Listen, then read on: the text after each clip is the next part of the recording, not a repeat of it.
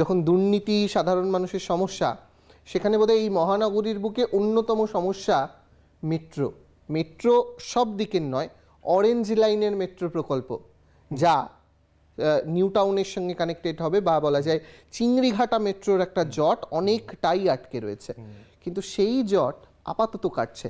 অগ্নিমিত্রা পাল ইতিমধ্যেই জানিয়েছিলেন, কিন্তু আজকে বিজ্ঞপ্তি প্রকাশ করে জানানো হয়েছে আপাতত সেই কাজ শুরু হতে চলেছে আগামী সপ্তাহে। দেখুন সেই ছবিটা, নির্দেশিকার ছবিটা দেখায়, বাকি জয়মাল্য জানাচ্ছে। হ্যাঁ, এবং এইটাও খুব অত্যন্ত কলকাতা মহানগরীর জন্য অত্যন্ত গুরুত্বপূর্ণ একটি সিদ্ধান্ত। চিংড়িঘাটায় মেট্রোর যে দীর্ঘদিনের জট ছিল, সেক্টর 5-এর সঙ্গে চিংড়িঘাটার সংযুক্ত হওয়ার সামান্য কয়েক মিটারের কাজ যেখানে বাকি ছিল, রাজ্য সরকারের দীর্ঘদিনের অসহযোগিতায়, যেখানে ট্রাফিক ডাইভারশন রাজ্য সরকার করতে রাজি হয়নি, ফলে মেট্রোর পিলারের কাজ শুধু রাজি হয়নি জয়মাল্য, হাইকোর্টে যখন হয় না, সুপ্রিম কোর্টে চলে যায় এই একটা চিংড়িঘাটা মেট্রো প্রকল্প, যা জনসাধারণের প্রকল্প, এবং এই প্রকল্পের ওপর যে নজর সকলের ছিল সেটা খুব স্পষ্ট ছিল, কারণ কেন্দ্রীয় স্বরাষ্ট্রমন্ত্রী অমিত শাহ তিনি এই নিয়ে বলেছিলেন, এবং রাজ্য সরকার ক্ষমতায় আসার পরেই আমরা দেখলাম কয়েকদিনের মধ্যেই কিন্তু আজকে কলকাতা পুলিশের পক্ষ থেকে স্পষ্ট একটি নির্দেশিকা জারি করা হয়েছে, যেখানে তারা কিন্তু জানিয়ে দিয়েছে যে আগামী 15 তারিখ থেকে চিংড়িঘাটা মেট্রোর কাজ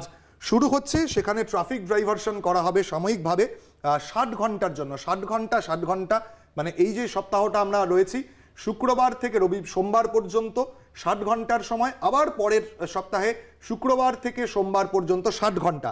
সেখানে বলা হয়েছে যে 15 তারিখ সন্ধে 8টা থেকে সোমবার অর্থাৎ 18 তারিখ সকাল 8টা পর্যন্ত নর্থ বাউন্ড যে গাড়িগুলো রয়েছে, যেটা ইএম বাইপাসের ওপর থেকে চিংড়িঘাটা থেকে তুমি যদি উল্টোডাঙ্গামুখী যে ট্রাফিক দেখো সেইটা যে যায়, সেটাকে ডাইভারশন করা হবে।